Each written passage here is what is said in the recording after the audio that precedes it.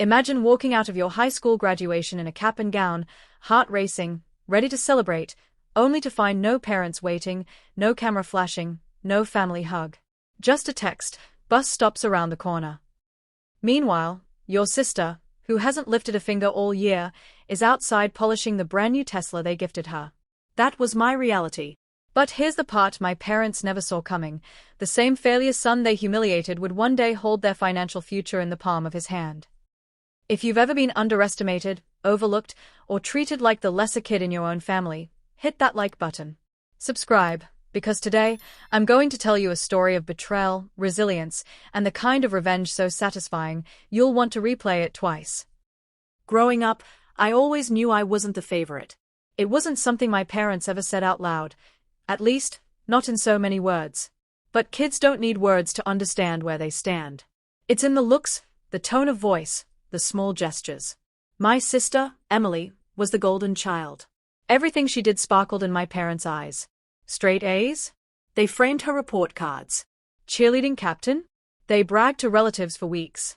She'd get her hair done, walk into the living room, and suddenly it was like the royal princess had arrived.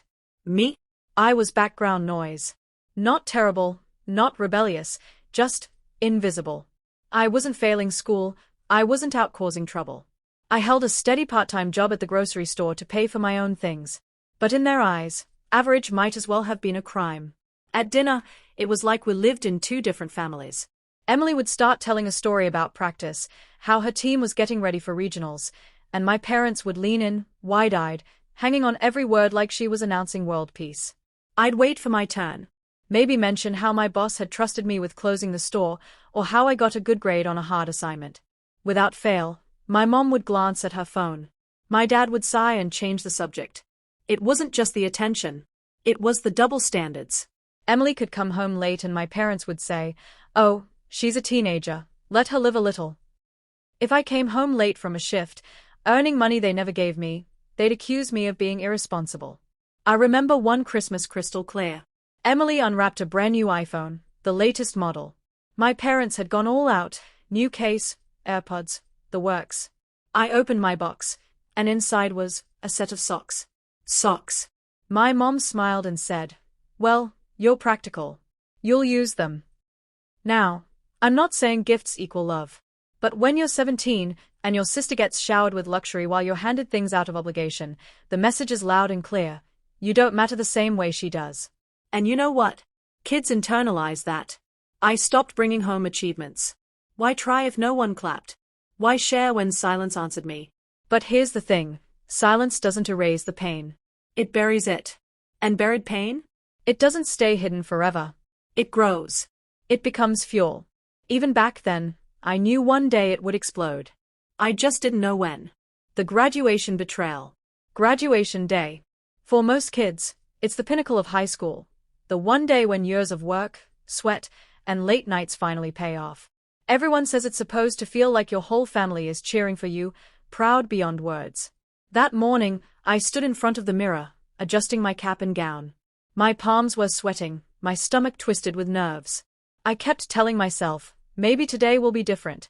Maybe today they'll see me. I imagined my dad holding a camera, my mom crying happy tears, Emily snapping photos of me for once instead of herself. The ceremony was loud, buzzing with families waving balloons and flowers. When they called my name, I walked across the stage, diploma in hand, smiling as flashes went off around the auditorium. For a split second, I felt like I belonged. Then I looked out into the sea of faces. Row after row of cheering families, but not mine. No mom, no dad, no sister. My heart dropped. I told myself maybe they were late, maybe they were in the back. But deep down, I knew. When it was over, I checked my phone, praying for an explanation. One text from Dad blinked on the screen. "Congrats. Bus stops around the corner." I froze. My hands shook. They didn't even come? No hug, no picture, not even a ride home. Walking outside was like being punched in the chest. Every other student had families waiting with flowers, banners, car horns blaring in celebration. And then, there was Emily, leaning against a brand new Tesla, sunglasses on, laughing with her friends. My jaw nearly hit the pavement. A Tesla. My parents had bought her a Tesla. She wasn't even graduating, she still had a year left. Meanwhile, I stood there in my sweaty gown, clutching my diploma like it meant nothing, walking to the bus stop as strangers drove by honking their congratulations. That bus ride was 30 minutes of pure humiliation. The plastic seat stuck to my skin, the air smelled like gasoline, and each stop felt like the world was pointing and laughing. I kept my face turned to the window so no one would see the tears threatening to fall. And in that silence, a promise carved itself into my chest: I will never forget this. And one day, they won't either. The breaking point. After graduation, life didn't magically reset. If anything, the divide between me and my family grew wider. Emily became the town celebrity with her Tesla. Every weekend, she was posting pictures, Starbucks in the cup holder, her nails on the steering wheel, captions like "work hard, play harder." The irony? She didn't work a single shift in her life. My parents footed the bill while praising her like she'd won a Nobel Prize. And me? I was commuting to community college classes during the day and working night shifts at a grocery store. My routine was exhausting, but at least I was building something of my own. Not that my parents noticed. I'd drag myself home after a long shift, uniform smelling like sweat and cardboard boxes, and my dad would be waiting with a smug smirk. "Maybe if you studied harder, you'd get into a real university," he'd say. Or my mom, shaking her head as Emily bragged about her weekend shopping spree. "See? That's what success looks like. You should take notes from your sister." Each word was like a tiny cut. And cuts add up. At first, I tried to brush it off. I told myself they didn't mean it, that maybe they didn't realize how hurtful they were being. But deep down, I knew better. They knew. They just didn't care.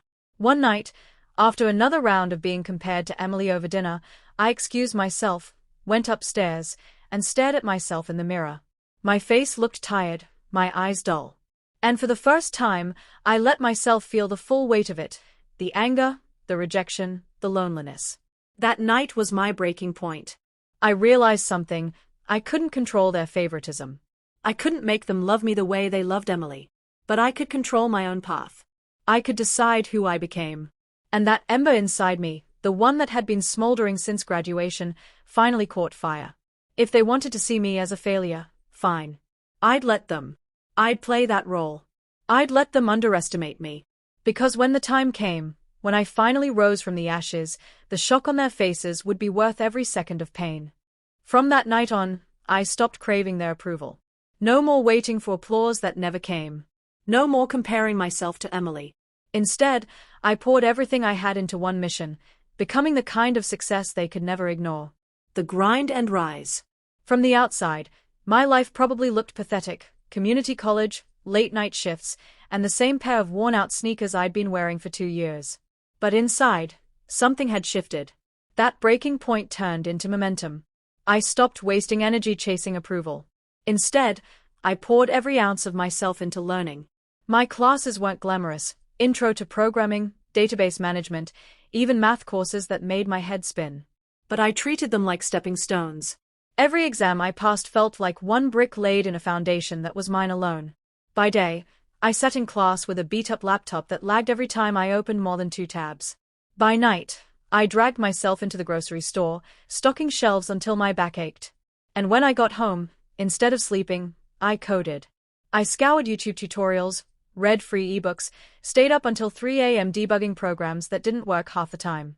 I was broke, exhausted, and constantly fighting off the voice in my head whispering, "You'll never be good enough." But then I'd picture that bus stop. The humiliation. Emily in her Tesla. And suddenly, quitting wasn't an option. Meanwhile, my parents kept their blinders on. At dinner, my dad would glance at Emily's Instagram and brag about how popular she was. My mom would remind me, "Your sister's going places.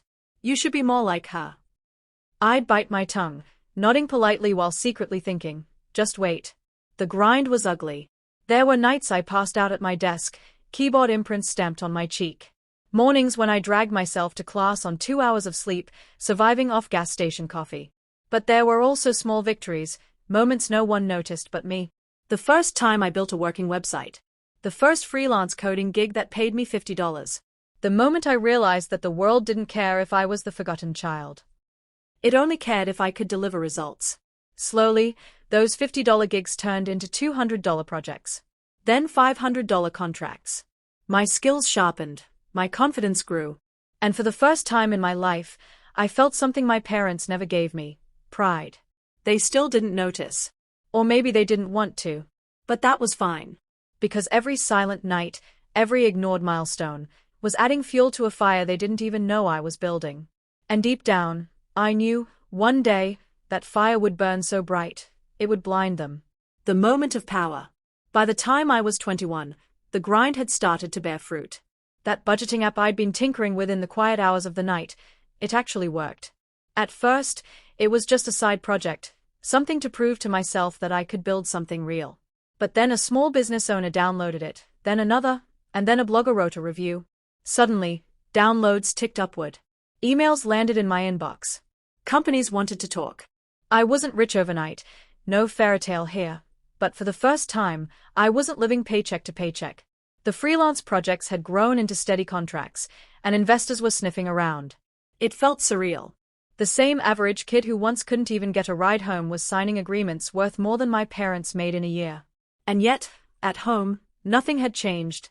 Emily's Tesla payments, which my parents had bragged about covering with ease, started to weigh on them. She was in college now, but switching majors every semester. Shopping sprees, failed classes, and late-night parties drained their wallets.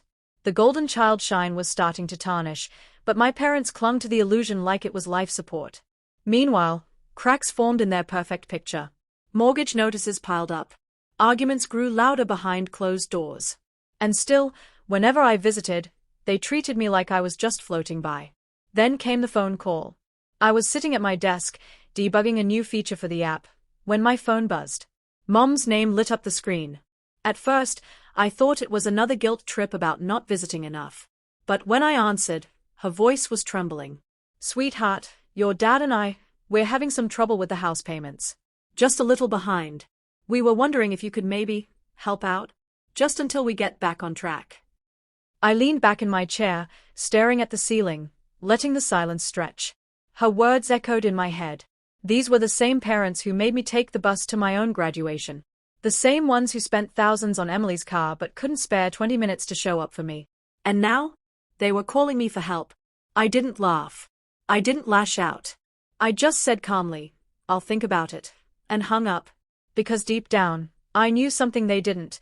Their perfect little empire was crumbling. And for the first time, the balance of power wasn't in their hands. It was in mine. It didn't take long for just a little behind to turn into full-blown disaster. The house my parents bragged about for years, the one with the perfect lawn, the granite countertops, the home they'd parade guests through like it was a museum, was sinking. Fast. The foreclosure notices weren't just warnings anymore. They were deadlines. I found out the details almost by accident. A banker I'd been working with on my own projects mentioned their address in passing. My parents were drowning in debt, and the bank was preparing to list the property. That's when it hit me. I had a chance to do something no lecture, no argument, no screaming match could ever accomplish. I could take everything they valued most, and do it legally. The day I walked into that bank to sign the paperwork, my hands didn't shake. My heart didn't race. It was calm, steady, like this moment had been waiting for me all along. Pen to paper, signature after signature, and just like that, the house wasn't theirs anymore. It was mine. When the deal closed, I drove over. Not in a Tesla, not in anything flashy, just my beat-up sedan that had carried me through late-night shifts and early classes. I parked in front of the house and stepped out, deed in hand.